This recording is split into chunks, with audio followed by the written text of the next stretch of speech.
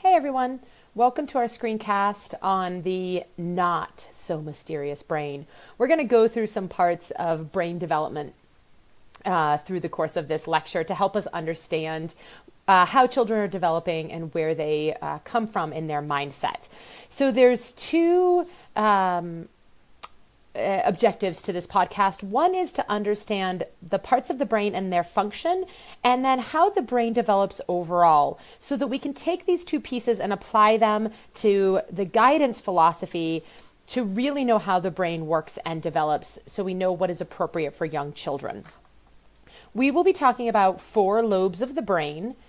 We will talk about the frontal lobe, the temporal lobe, the parietal lobe, and the occipital lobe.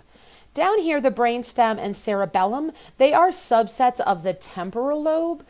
Obviously, they are not lobes. They are the oldest parts of our brain. Some people call them the reptilian brain. And they are the parts of us that develop first. They're most like our animal predecessors. And then we've developed these other enhanced lobes over time. Some of them we share in common, like the occipital and parietal lobes, but some of them are unique to us as well. So the frontal lobe is responsible for higher level thinking. This is planning and reasoning, the ability to have emotional control, to connect your emotions to action, as well as executive function. This fully develops, I'm sorry, I should take myself off the screen so you can focus on just the content at hand. Bye. I'm gone. As I was saying, the frontal lobe does not fully develop until we're in our mid-20s, roughly 25 for women and 26 for men. So in the young years, we're really building the groundwork for the frontal lobe. Oftentimes we ask children to reflect on their behavior, or to calm themselves down, or to problem solve in a higher level that they actually don't have the ability to do because they do not have a fully developed frontal lobe. The parietal lobe is responsible for perception, sensation, touch, and spatial processing. This is where children are really heavily using this part of their brain when they're building with Legos and they're having sensory experiences, hugs and back rubs, that kind of thing. Children who require really big hugs, or really don't want to be touched, or have issues with tags in their clothing, these children may have some sensory disconnect in their parietal lobe that may require therapy to help them continue to develop that part of the brain, or it might just catch up naturally. The temporal lobe is responsible for auditory processing. That's understanding what we hear, learning, and memory, and emotions. So that emotional center being extremely important in the work we do.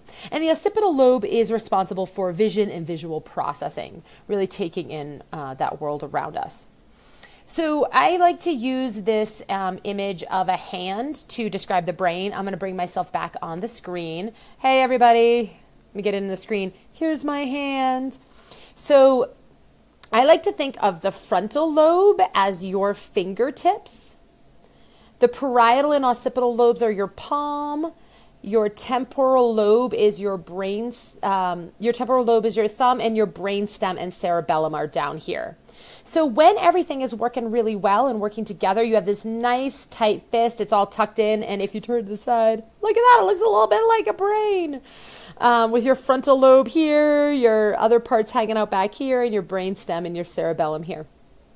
So when children are in a state of massive freak out, they basically become unhinged. Their frontal lobe is not engaged with the rest of their brain, and everything else is going haywire. They're really operating from this temporal lobe, this sort of spastic place where it's just emotionally driven. There may be memories attached. For young children, it's often not full memories. It's more like memories of feelings or memories of distress. So this part is controlling everything. It heightens the occipital lobe and the parietal lobes. It makes them extra heightened. This is where this, in conjunction with the brainstem, is where fight, flight, or freeze happens. And when children in that state, they have this heightened visual processing and language processing, and they're just sort of taking everything in frenetically.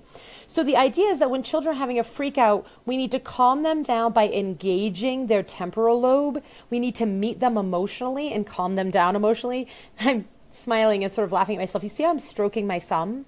Because when children are really upset, they often need physical touch to help calm down. There are a few children who don't need physical touch at that time and they escalate, but most children being met emotionally and having that physical touch will calm them down. They will often their emotions will heighten in this stage.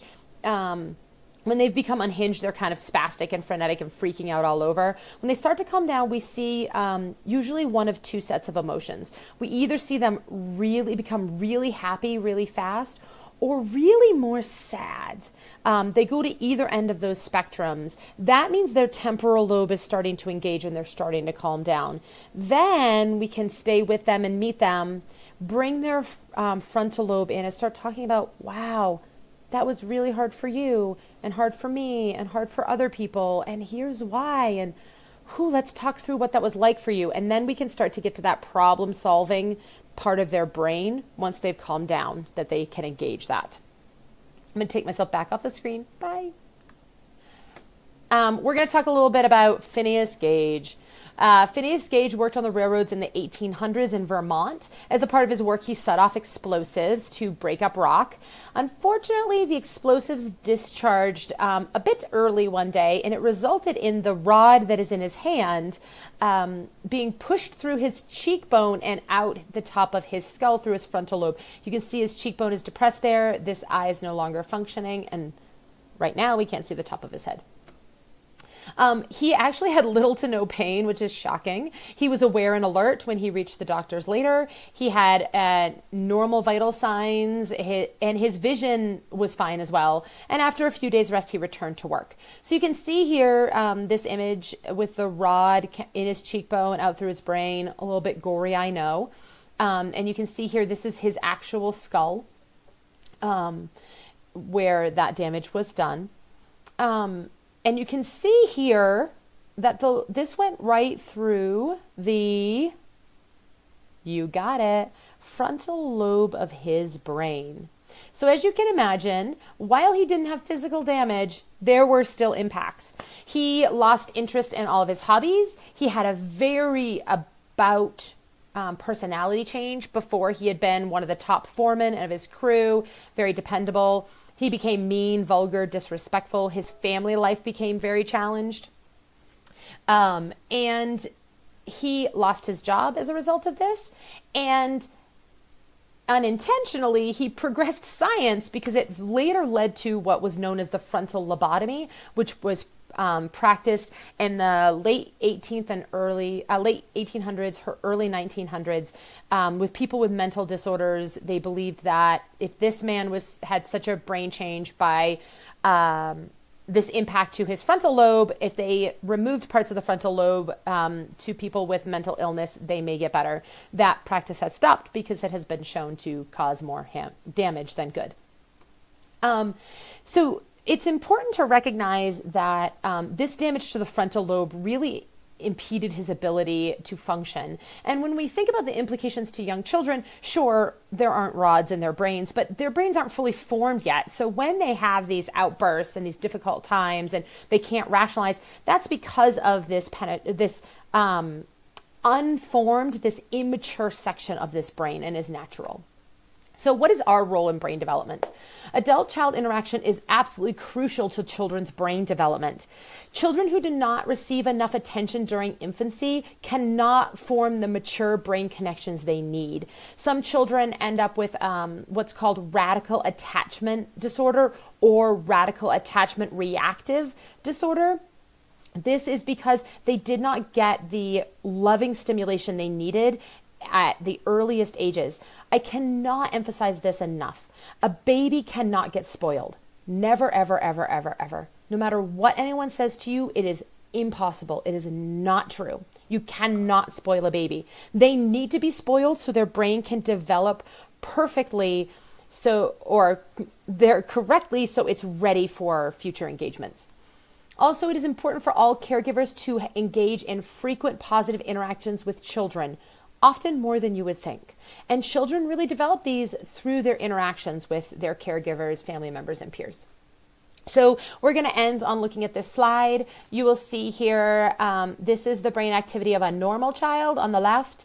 On the right is the brain activity of a child who was in an orphanage, so did not get a lot of touch, love, and care. Their basic needs were met, but they're not their emotional needs. You can see the vast differences in brain development. Overall, the red, the red means it's stimulated more. Overall, this red brain fires way more than this brain, right? And then you see here in this central location, there's a lot more firing. Back here in the cerebellum is calmer than here, indicating that these babies are on more high alert.